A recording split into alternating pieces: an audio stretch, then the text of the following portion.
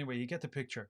So some people are capable of feeling it really, and others, you might not even be too far off by calling them psychopaths, because they're able to portray a particular emotion, at least on the surface, in a behavioral sense. But emotional intelligence or emotional agility, emotional flexibility is not that. In fact, it's quite the opposite. It's about learning from experience and understanding that the person in front of you is a human being just like you, who has needs, wants, desires, and all of those are valid and should be met.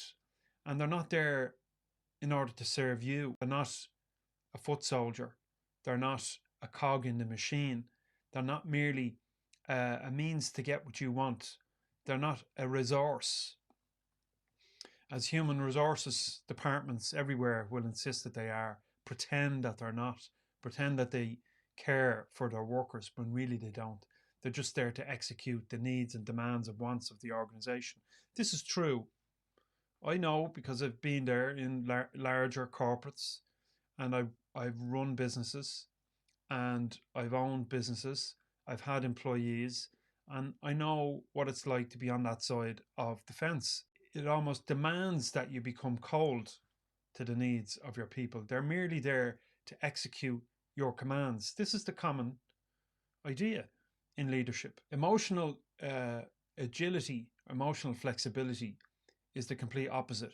It's about running yourself, first of all, in a humane way, in a way that you don't destroy yourself in the process, but you also have appreciation for others and their needs. So in leadership of yourself, leadership of others, working together on the team, is that you appreciate the needs of other people. It's also about recognizing your own triggers, being value-based in your approach to your work. You remember session 8 where we discussed value-based goal setting?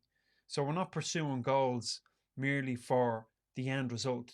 The end result is a consequence of all the actions, the behaviors that you undertook along the way within the process. So it's not the outcome, it's the process.